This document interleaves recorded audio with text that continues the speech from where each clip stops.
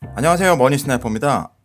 오늘 제가 준비한 영상은 지금 브라질 국채에 투자해도 될까요? 라는 질문 또는 이미 채권을 가지고 계신 분들에게는 언제 매도해야 할까요? 라는 질문에 대한 답변을 드릴 수 있는 그런 영상을 한번 해봤습니다. 이번 주 같은 경우는 브라질이 정말 빠르게 변하고 있고 과거와는 다르다라는 것을 느낄 수 있는 이벤트가 있었죠. 모두 다 아실 거라고 생각을 합니다. 7월 10일 현지 시간으로 7월 10일 연금 개혁에 대한 하원에서 1차 투표 결과 압도적으로 통과, 연금 개혁안에 대한 승인이 이루어졌습니다. 그래서 사진에서 보시는 것처럼 이 기사는 블룸버그 기사인데 많은 의원들이 정말 기뻐하고 있어요. 이제 드디어 브라질이 변하는구나. 우리 브라질도 이제 할 수 있어라는 그런 기대감과 희망이 느껴지는 사진이라고 할 수가 있는데요.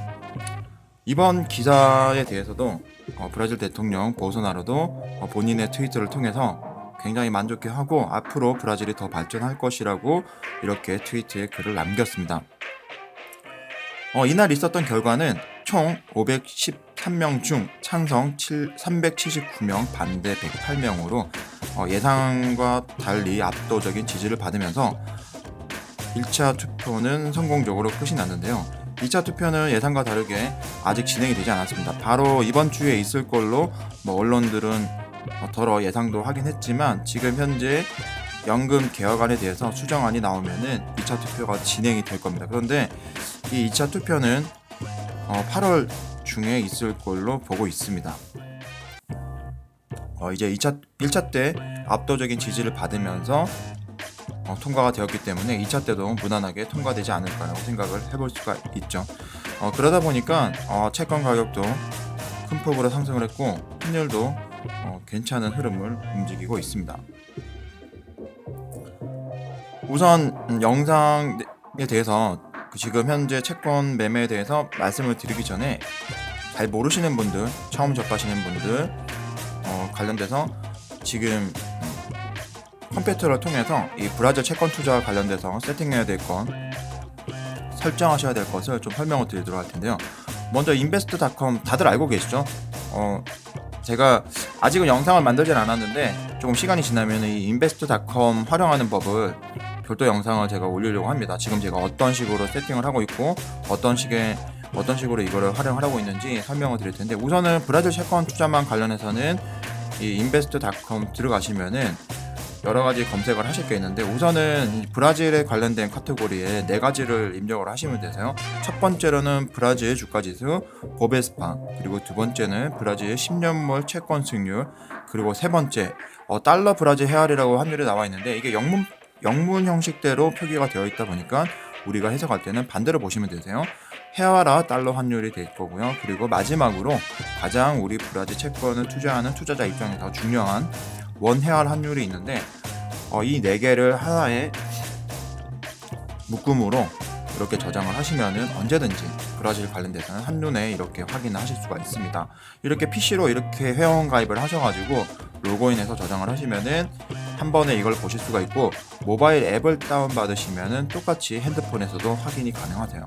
지금 화면에 보시는 게 investing.com 어플이고요. 이 어플을 다운받으시면은 이렇게 설정을 하셨던 부분이 브라질에 대한 카테고리가 한눈에 보실 수가 있습니다. 그러면은 똑같은 브라질 보베스파 10년물 채권 수익률, 그리고 달러 헤알 환율, 그리고 원 헤알 환율까지 한 번에 이렇게 실시간으로 확인이 가능하세요. 그렇기 때문에 아직 설정 안 하신 분들은 이렇게 활용을 하시면 될 것 같습니다. 다시 한 번 더 설명을 드리면은 저희가 브라질 채권에 투자하는 것은 대한민국 국채에 투자하는 것이 아니고 브라질 국가에 투자를 하기 때문에 이 채권의 가격은 원으로 표시되지 않고 브라질 현지 통화인 헤알로 표시가 되어 있습니다. 그렇기 때문에 우리는 대한민국 국민으로서 브라질 채권을 투자를 하려면은 이 원화를 현지 통화 헤알로 바꿔서 들어가기 때문에 두 가지가 중요한데요. 첫 번째가 바로 채권 가격이고요. 두 번째는 환율 변화죠. 채권 가격 변화에 대해서는 지금 신문 기사 보시는 것처럼 우리가 채권에 대한 가격 변화는 환율 예측보다는 상대적으로 좀 쉽게 예측 접근이 가능하십니다. 이 기사에서 보시는 것처럼 현재 브라질 기준금리는 과거 10% 수준에서 현재 6.5% 수준으로 많이 내려와 있고요. 그리고 이는 앞으로 5.5% 수준까지는 낮출 예정이라고 이렇게 기사가 나와 있습니다. 이 부분에 대해서는 앞의 영상에서도 설명을 드렸지만 이 5.5%라는 것은 기대치인 거고 언제 어떻게 확정적으로 된다는 것은 그 누구도 얘기를 할 수는 없습니다. 하지만 정부가 가지고 있는 계획은 이렇게 되어 있기 때문에 언젠가는 이런 방향으로 진행이 될 것이고 지금 전 세계적으로 저금리 기조에 있기 때문에 이 기준금리는 내려갈 수밖에 없다. 그리고 이 기준금리가 내려가면은 채권 이자가 현재 브라질 채권의 액면 이자는 10%이기 때문에 이 채권에 대한 프리미엄은 더욱더 높아질 가능성이 있기 때문에 채권의 가격은 상승한다라고 볼 수 있습니다. 그래서 가장 원론적인 이야기를 하면은 시중의 금리가 내려가면은 채권의 가격은 올라가는 거고요. 시중의 금리가 올라가면은 채권의 가격이 내려간다고 모두들 알고 계시는 거죠. 그런데 지금은 채권 가격이 상대적으로 많이 인상을 했기 때문에 저희가 브라질 채권 수익률이 좋은 편이고요. 그리고 또 하나 환율인데요. 이 환율 같은 경우는 예측하는 것이 굉장히 힘듭니다. 오늘은 이 환율 예측이 힘들지만 우리가 어떤 부분에 기준을 삼아야 되고 어떻게 바라보셔야 되는지에 대해서 설명을 드리도록 할게요. 먼저 환율이라는 것은 브라질과 대한민국, 전 세계에 브라질과 대한민국만이 존재하는 것은 아니죠. 우리나라도 여러 나라들과 함께 무역을 하고 있고 브라질도 마찬가지로 여러 국가와 교육 관계를 맺고 있습니다. 그렇기 때문에 이 단순하게 1대1의 이 쌍방관계가 아닌 복합적인 요인에 의해서 환율이 결정이 되는데요. 여기에는 또 하나 중요한 것이 기축통화인 달러의 위치가 있는 거죠. 그래서 이 모든 것들이 유기적으로 작용을 해서 환율이 결정되기 때문에 한 국가에 대해서 우리나라가 달러와의 관계, 미국과의 관계가 좋다고 해서 무조건 브라질에 대해서 환율이 좋은 건 좋다고만 예상할 수는 없습니다. 그러니까 브라질의 경기가 우리나라 경기보다 훨씬 더 좋아지고 대외적인 신뢰도가 대한민국보다 더 빠른 속도로 상승되게 되면은 브라질 화폐 가치가 그만큼 올라가게 되는 거고 반대로 전 세계적으로 경기는 좋다고 하더라도 브라질 내부적인 정치 상황이라든지 내부적인 경제 상황이 독립적으로 긍정적이지 못하다는 신호가 나오게 되면은 브라질의 화폐 가치는 떨어지게 되는 거죠. 그렇기 때문에 이 환율 예측하는 것이 굉장히 힘든 것이고 전문가들도 틀리는 경우가 종종 있습니다. 그런데 저희가 브라질 채권을 투자를 하는 입장에서는 그냥 감으로 투자하기에는 굉장히 무리수가 있습니다. 저희가 1, 200 투자하는 것도 아니고 나름대로 큰 금액들을 투자하고 계시고 그리고 여기에 대해서 많은 신경을 써야 되는데 단순히 이게 오를 거야, 과거에는 어땠어, 이런 식의 감으로 투자하는 것은 굉장히 위험하고 이렇게 투자해서도 안 되겠죠. 그러면은 상대적으로 이 환율을 결정하는 요인이 국가 신뢰도라고 말씀을 드렸는데 이 국가 신뢰도를 결정짓는 것은 미국의 유명한 신용평가 기관들이 이런 부분을 점수화 시켜가지고 이제 등급을 매기고 있는데요. 바로 S&P, 스탠다드 앤 푸어스, 그리고 무디스, 피치스 이렇게 3개사가 전 세계 국가와 금융기관에 대해서 신용 등급을 평가하고 그 평가에 따라서 국가들의 신뢰도가 움직이게 되는 것입니다. 그렇기 때문에 이 부분에 대해서 제가 할 얘기가 많지만 이런 부분은 오늘은 자세한 얘기는 조금 생략을 하도록 할게요. 중요한 것은 이 기업들이 전부 미국의 기업이라는 것, 그리고 이 기업들이 점수를 내는 거에 따라서 그 국가의 금융적인 자본의 흐름에 운명이 좌우된다라고 생각을 하시면은 제가 어떤 이야기를 할지 눈치가 빠르신 분은 감을 잡으실 거고 또 이미 알고 계신 분들은 이미 알고 있는 내용이 될 수도 있습니다. 그만큼 미국의 금융산업은 이런 식을 통해 이런 방법으로 전 세계를 지배를 하고 있는 거죠. 그러면은 개인도 마찬가지죠. 개인의 신용 등급은 곧 금리를 결정하게 되는 거고 그 금리는 외부 자금 조달 비용과 직결되기 때문에 개인의 신용 등급이 중요한 것처럼 국가에 대한 신용 등급도 굉장히 중요하다고 볼 수가 있습니다.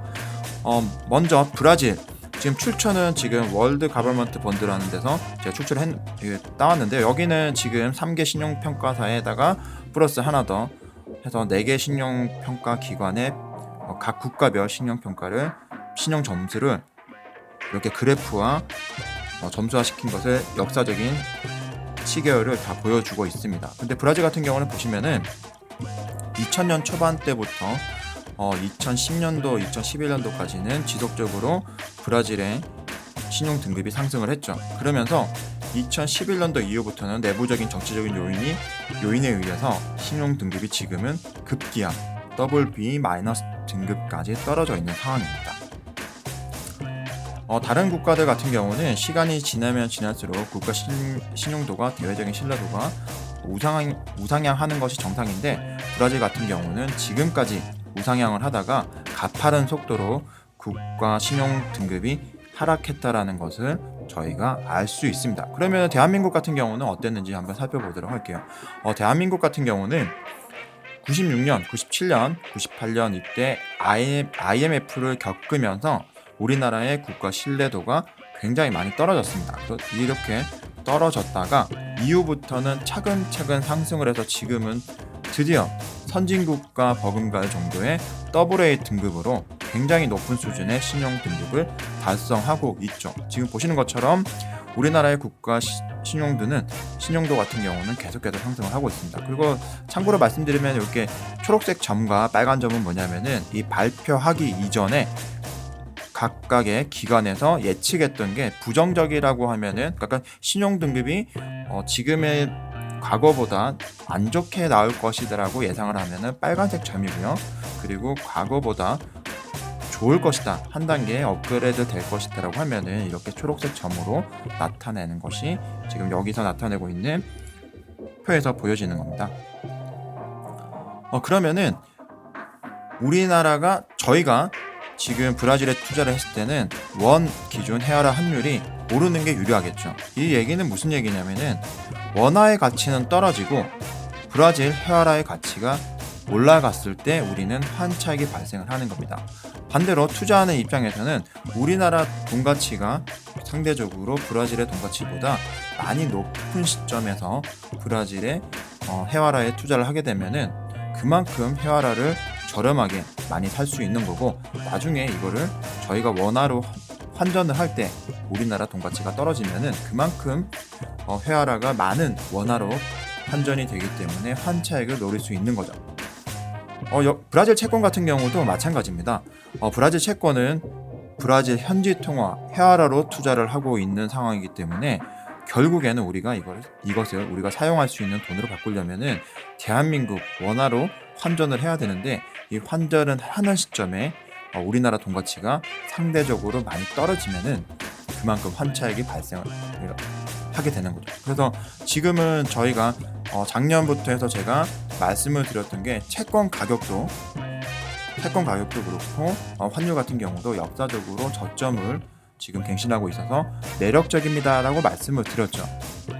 지금 보시는 것처럼 작년 9월, 10월경 같은 경우가 역사적인 저점 270원 밑으로 275원 밑으로 내려와 있었던 265원 수준으로 굉장히 낮은 수준이었습니다. 근데 지금은 313원, 금요일자 기준으로 313원으로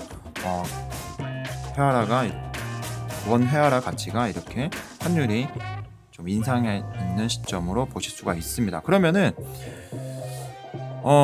보시는 것처럼 과거에는 지금 675원, 거의 700원대 수준에까지 있었던 적이 있었어요. 이때가 2010년부터 2012년 사이인데, 이때 투자하셨던 분들은 지금 그림에서 보시는 것처럼 이런 하강 국면을 겪었던 거죠. 그러면 이게 무슨 얘기냐면은 그 당시 때 채권을 사셨던 분들이 지금 만기가 되어서 2010년도에 투자하셨던 분들은 2020년이 되면 채권 만기가 도래를 하는데요. 이 채권 만기가 도래하는 시점에 환차손이 엄청나게 발생을 하는 겁니다. 그러니까 원금 대비해서 거의 반토막 이상이 나버린 상황이죠. 그래서 이 시기에 가장 많은, 그러니까 2010년 전후로 해서 브라질 채권이 가장 많은 판매가 이루어졌고요. 이때 투자하셨던 분들이 이런 시기를 겪으면서 언론이라든지 아니면은 기존에 투자하셨던 분들이 브라질이라고 하면은 혀를 내두를 정도로 고개를 절레절레 할 정도로 부정적으로 생각을 했던 겁니다. 그런데 어떤 나라 어떤 기업도 영원히 나쁠 수는 없고요. 그리고 어떤 나라 어떤 기업이 영원히 잘 되지도 않습니다. 항상 이게 파동을 그리고 사이클을 가져가는데 브라질이라는 나라가 이렇게 바닥을 다져가면서 이제는 상승 모멘텀이 정권 교체를 통해서 그리고 국민들의 인식 변화를 통해서 지금 이루어지고 있는 그런 상황이라고 볼 수가 있는 거죠. 그래서 이런 브라질의 성장 가능성에 대해서 저희는 투자를 하는 거고, 그 투자하는 방법이 지수에 투자를 하느냐 아니면은 이 채권에 투자를 하느냐, 이런 두 가지 방법 중에서 브라질 채권 투자의 방법을 선택을 했던 거라고 볼 수가 있습니다. 다시 한 번 더 원헤아라 한유를 이렇게 살펴보시면은 이때 시점 왜 그러면은 국내 증권사 뿐만이 아니고 해외에서도 많이 브라질에 대해서 홍보를 하고 이 채권을 판매를 했는지, 그 이유는 바로 여기 있죠. 그 당시 때는 브릭스라고 하면은 유망한 투자처로도 누구나가 알고 있었고 홍보가 굉장히 잘 되어 있었던 시장이고요. 그리고 2014년도에 브라질 월드컵을 앞두고 있었기 때문에 여러 가지 면에서 이제 브라질이 개발도상국에서 준선진국으로 도약하는 그런 그림들과 그런 이벤트들이 앞두고 있었기 때문에 많은 사람들이 브라질에 관심을 가지고 있었습니다. GDP 수준도 괜찮았고 자원 부국이죠. 그러다 보니까 브라질에 많은 돈들이 몰렸고 결국에는 내부적인 정치적인 요인을 통해 이유 때문에 브라질이란 나라가 폭삭 망할 뻔한 그런 경험을 했던 겁니다. 그러면은 지금 이 신용도를 다시 이 브라질이나 대한민국 이 국가 신뢰도에 대해서는 상대적으로 신용 등급을 나타내는 이 국가 신용 등급을 저희가 점수화시킨 게 있다고 제가 말씀을 드렸는데, 대한민국과 브라질을 한 화면에 놓고 이렇게 보시면은 우리나라 같은 경우는 이렇게 점진적인 우상향의 신용 등급을 나타내고 있고요. 브라질 같은 경우는 이렇게 상승을 했다가 내부적인 요인에 의해서 이렇게 급락하고 있는 모습을 나타내고 있습니다. 그런데 브라질에서 지금 공기업 민영화라든지 연금 개혁을 통해서 이렇게 지금 바닥권에 도달한 상황에서는 국가 신용 등급이 앞으로는 이렇게 우상향을 기대를 할 수 있는 건데요. 그러면은 앞으로 이렇게 브라질의 신용 등급이 상승하게 되면은 과연 브라질과 대한민국 간에는 어떤 변화가 있을지를 저희가 예상해 볼 수가 있습니다. 그런데 보시는 것처럼 한국에 대한 신뢰도가 상승할 수 있는 여지보다는 브라질의 국가 신용 등급이 상승할 수 있는 여지가 훨씬 더 큰 거죠. 그러니까 이게 AA에서 AAA로 올라가는 것보다 그냥 B 등급에서 B 또는 A 등급으로 올라갈 수 있는 그 허들이 훨씬 낮다고 볼 수가 있기 때문에 브라질의 국가 신용 등급이 상승하는 이 모멘텀은 훨씬 더 강하다고 볼 수가 있겠네요. 비슷한 상황에 대해서 저희가 이 부분을 환율을 예측하려면은 그러면은 이런 비슷한 국가가 어디 있을까 이렇게 찾아보시면은 바로 캐나다와 아이슬란드가 있습니다. 캐나다 같은 경우는 1년경에 AA 등급에서 AAA 등급으로 한 단계 상승하고 나서부터는 계속적으로 캐나다는 국가 신용 등급이 AAA 등급으로 굉장히 좋은 신용 등급을 나타내고 있고요. 아이슬란드 같은 경우는 그 당시 IMF 위기를 겪으면서 마찬가지로 국가 신용 등급이 굉장히 급격하게 가파르게 하락을 하고, 그리고 2014년 이후부터는 점진적으로 정상 궤도에 올라왔던 것을 알 수가 있습니다. 근데 여기서는 하나 저희가 참고만 하시는 거지 꼭 이런 흐름대로 움직인다고는 볼 수는 없습니다. 그러나 우리가 어떤 기준이 있어야지 투자하는데 의사결정을 할 거기 때문에 지금 이 자료는 의사결정하는 데 도움이 되시라고 제가 설명을 드리는 거예요.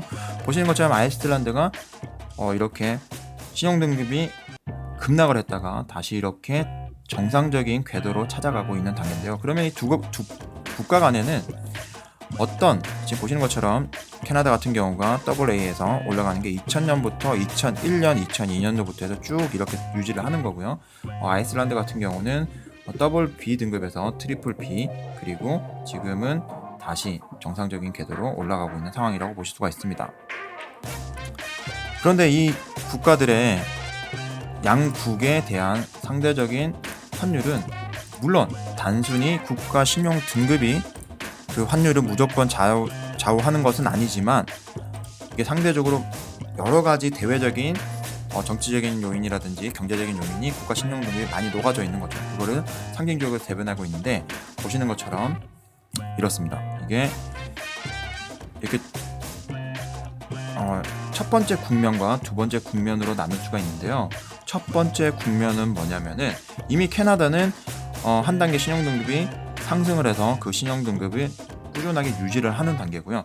그리고 또 하나는 뭐냐면은, 이제 이 아이슬란드 자체가 등급이 내려갔다가 정상 궤도로 찾게 되는 거죠. 그런 게, 이게 보시면은 떨어졌던 아이슬란드가 2018년도 최근까지는 꾸준하게 이제 상승을 하면서 본 궤도로 찾아가는 그런 상황에 놓여져 있습니다. 그런데 이때 보시면은 2009년부터 2010년 올라갈 때는 환율이 이렇게 급격하게 상승을 하면서 우리로 치면은, 우리나라 브라질과 대한민국으로 치면은 원화 환율이 올라가는 그런 효과가 나타났습니다. 그런데 캐나다의 신용등급은 변화는 없고요.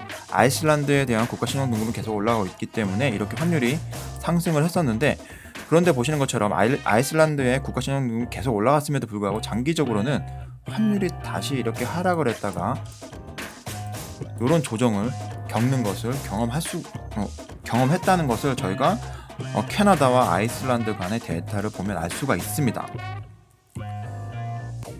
그리고 또 하나, 저희가 일본과 아이슬란드의 환율을 변동을 살펴보게 되면은 조금 더 저희가 이거 직관적으로 느낌을 가질 수가 있는데요. 일본 엔화 같은 경우, 엔화와 이렇게 비교를 해보면은 브라질 헤아라와 우리나라 원화 환율과 굉장히 흐름이 비슷한데요. 이걸 조금 더 확대해서 최근 환율 동향만 살펴보도록 하겠습니다. 이렇게 보시면은 최근 같은 경우가 일본은 사실상 국가 신용 등급이 지금, 일본의 신용 등급은 정상적인 수준에서 계속 유지하고는 있지는 않아요. 오히려 정상의 수준에서 신용 등급이 지속적으로 이렇게 하락하고 있습니다. 트리플 A에서 지금 A 등급까지 떨어진 상황인데요. 그래도 일본의 경제 규모는 굉장히 완벽한 선진국의 규모죠. 그래서 신용 등급은 조금 무시를 하시되 이런 그냥 선진국과 성장국가의 양국 간의 환율에 대한 동향을 살펴본다는 개념으로 보시면 될 것 같으세요. 그러면은 일본과 아이슬란드의 환율을 보시면은 2000년부터 해서 이런 변화를 겪고 있죠. 그러니까 환율의 상승점이, 꼭지점이 이렇게 점점 떨어지는 것을 보실 수가 있습니다. 어떻게 좀 느낌이 오시나요? 일본은 캐나다와 마찬가지로 최정상의 국가 신뢰도를 지키고 있다라는 가정하에 지금 아이슬란드의 국가 신용 등급이 올라가면서 이 환율은 고점이 낮아지는 우상향을 나타내고 있다. 단기적으로는 상승을 할 수가 있죠. 이렇게 단기적인 이런 이벤트로만 보게 되면은 환율은 상승을 했다가 하락을 하고, 상승을 했다가 하락을 하고, 그리고 또 상승을 했다가 하락을 하는 이런 흐름을 겪는데, 이 꼭지점이 아이슬란드의 국가 신용 등급이 올라갈수록 이렇게 고점은 낮아지는 것을 확인할 수가 있습니다. 저희가 이거는 주식 투자할 때도 이런 주가지수 흐름을 많이 보게 되죠.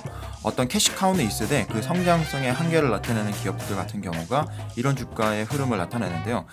단기적으로는 봤을 때는 특정 국면을 봤을 때는 상승은 있지만 최고점은 점점점 낮아지는 저성장, 그리고 성장이 어느 정도 멈춰있는 산업군에서 나타내는, 또는 기업에서 나타내는 그래프 모양이라고 할 수 있겠습니다. 그래서 지금 우리나라도 브라질에서 예측해 볼 수 있는 것이 바로 이런 흐름인데요.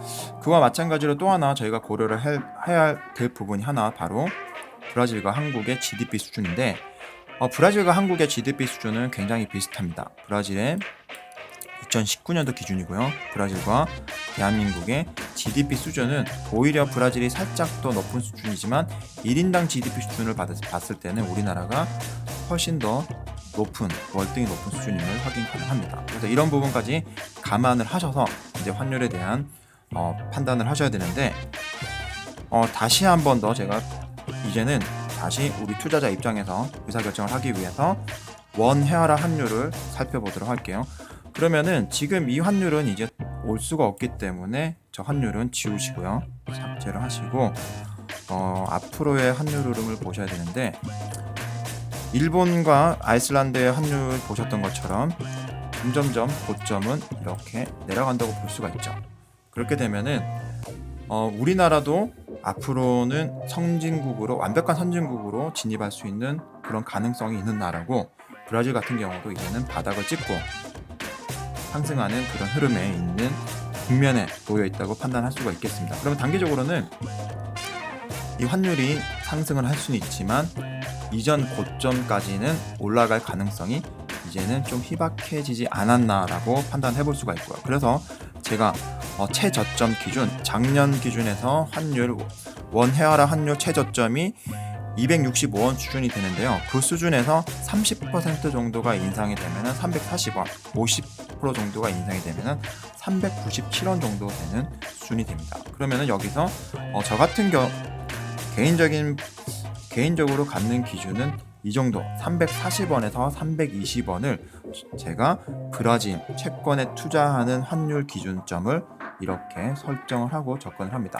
그래서 340원 정도 수준까지 오면은 추가적으로 채권을 매도할 예정이고요. 그리고 340원보다 더 높은 수준으로 올라가면은 이때는 기분 좋게, 정말 기분 좋게 채권을 매도할 계획을 가지고 있습니다. 그리고 320원 정도까지는 무난하게 달성이 가능할 것 같은데, 그때부터는 좀 더 단순한 환율이라든지 주가지수뿐만이 아니고 브라질 내부적인 정치 상황이라든지 정말 이 연금 개혁에 대한 부분, 그리고 연금 개혁이 무조건적인 브라질 성장성을 담보할 수는 없죠. 그렇기 때문에 내부적으로 가지고 있는 기업들이나 정치적으로 대외적인 남미에서의 역할, 이런 부분, 미국과의 관계 등을 종합적으로 고려를 해서 제가 투자에 대한 의사결정을 할 예정입니다. 그래서 저는 320원과 380원, 340원 이 사이점을 기준으로 좀 삼을 것이고요. 여러분들도 나름의 판단을 가지고, 기준을 가지고 이 기준점을 정하시는 것을 추천을 드립니다.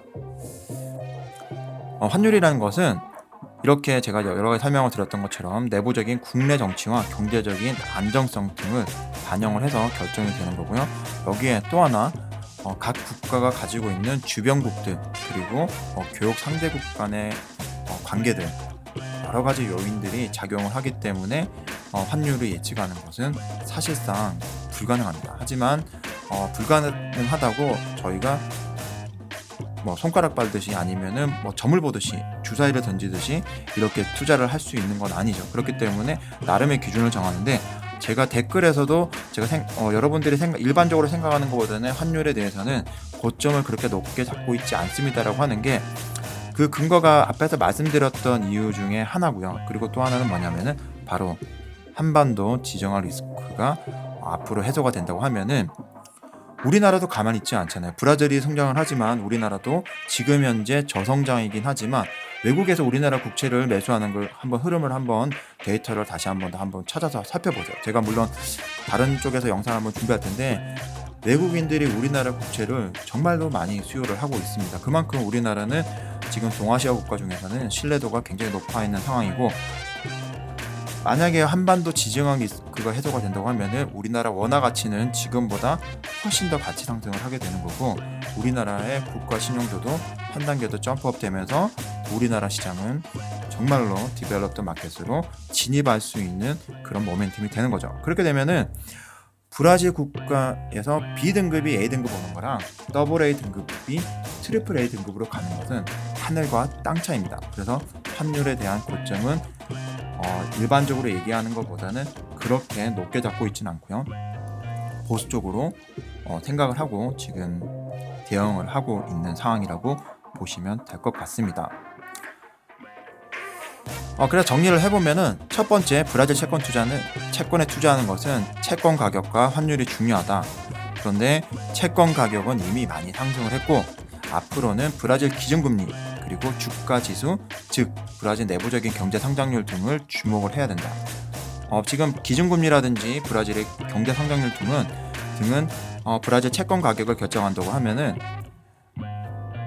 이 기준금리가 원론적으로는 다 아시는 것처럼 기준금리가 내려가면 채권 가격이 올라가고 기준금리가 올라가면 채권 가격이 떨어집니다. 근데 여기서는 제가 또 채권을 매도했을 때 다른 투자처를 찾고 있거든요.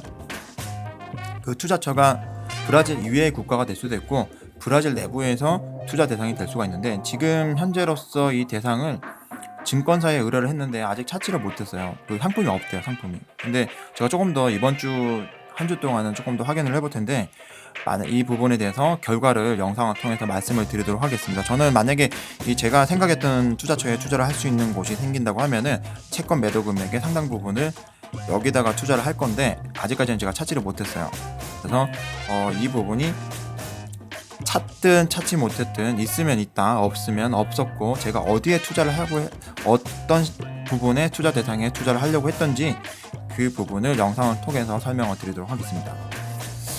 그리고 세 번째 환율인데요. 환율 같은 경우는 개별적 상대적 요인으로 예측이 힘들다. 하지만 각국의 대외 신뢰도와 깊은 관련이 있기 때문에 각 국가의 신용 등급에 대해서 관심을 가지시고 대한민국 같은 경우는 대외 신뢰도가 이제는 선진국 수준으로 상승 중이다.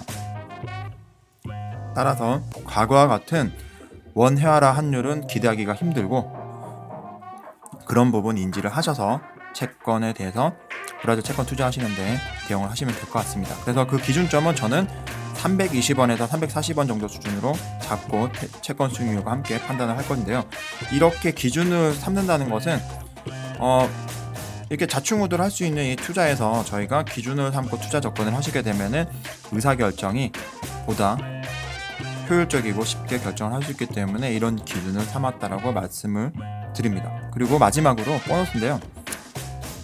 많은 분들이 지금 영상 유튜브 댓글에서도 많이 남기시고 그리고 쪽지도 많이 오거든요. 쪽지를 보내시는 분도 계시고 실제 주변에서도 저를 통해서 채권 투자하셨던 분들이 많이 물어봅니다.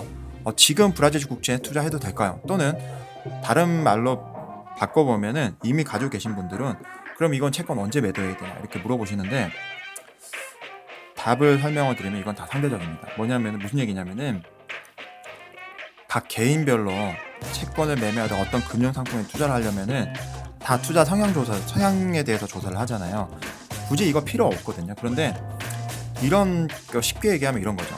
평생 예적금만 해서 연평균 수익률 3% 또는 3.5% 이자 준다고 하면은 모든 재산을 털어서 은행에 가서 새벽부터 가서 줄을 쓰는 분이 과연 브라질 채권에 대해서도 안심하고 투자를 할 수 있냐라는 거에 대해서 한번 본인 스스로가 한번 되돌아볼 필요가 있고요.